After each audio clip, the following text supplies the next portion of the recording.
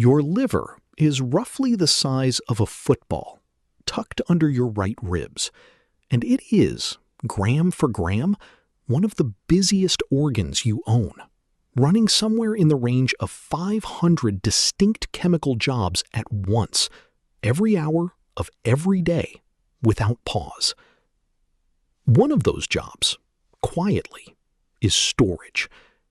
Your liver keeps a reserve tank of quick-access fuel called glycogen, built from the carbohydrates in your last few meals.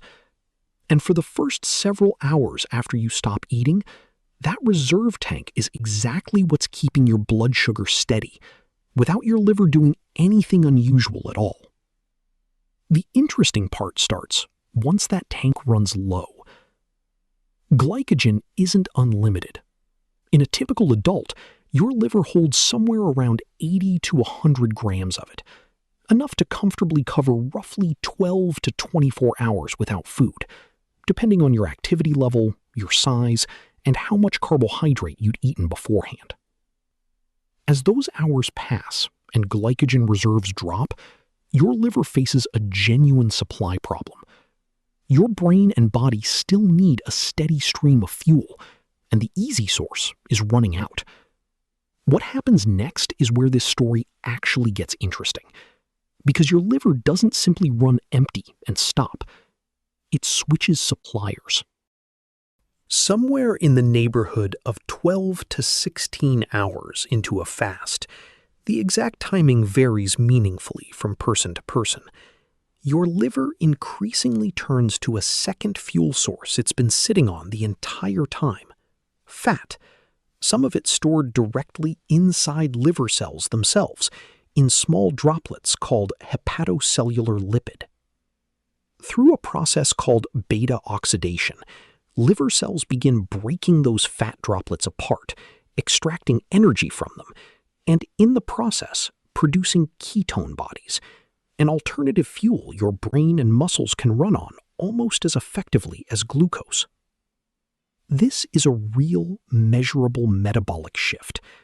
Researchers using MRI-based techniques capable of directly quantifying fat inside the liver have documented measurable reductions in liver fat content after even a single extended fasting period, in some studies conducted over as little as 1 to 2 days. It's worth pausing here, because this is exactly the point where a tidy headline usually oversimplifies something more complicated underneath it. Most of the strongest evidence for fasting reducing liver fat comes from studies involving people who already had elevated liver fat to begin with, often related to a condition called non-alcoholic fatty liver disease, or NAFLD, now more commonly termed metabolic dysfunction-associated steatotic liver disease. In people starting from a healthy baseline, the liver simply doesn't have the same excess fat reserve to draw down in the first place, so the visible effect on imaging tends to be far smaller or negligible. There's a second complication worth naming directly. Many of these studies didn't isolate fasting from simple caloric reduction. When someone fasts for 16 hours and then eats normally in the remaining window, they frequently, though not always, end up eating fewer total calories across the day. Some portion of the liver fat reduction researchers observe may be explained by that overall calorie deficit, not by fasting duration specifically. So what does the evidence actually carefully support? Extended fasting periods measurably shift your liver's fuel source from stored glycogen toward stored fat, beginning somewhere in the 12 to 16-hour range for most people. In individuals with existing elevated liver fat, this shift, sustained over time, has been associated with measurable reductions in liver fat content in multiple controlled studies. The mechanism is real. The magnitude, for any specific person, depends heavily on where they're starting from and how consistently the pattern is repeated. Not on the 16-hour mark functioning as a switch that flips identically for everyone. There's a related detail that rarely makes it into popular explanations of this topic. Your liver doesn't wait for a fast to begin using fat at all. It's constantly running some baseline level of fat oxidation, even shortly after a normal meal. What changes with an extended fast isn't a switch from zero fat burning to fat burning. It's a gradual shift in proportion, with fat-derived fuel making up a steadily larger share of what your liver is running on as glycogen reserves decline. Ketone production tells a similar, more gradual story than the popular framing usually suggests.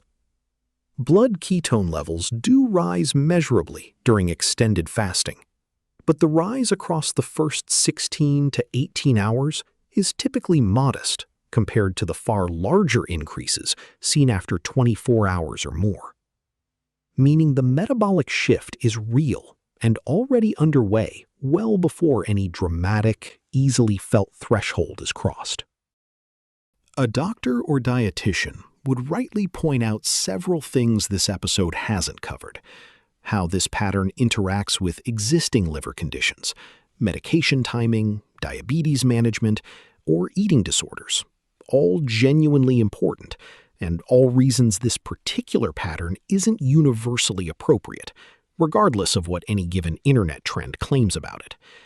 If you have an existing liver or metabolic condition, this is a conversation for your doctor, not a video.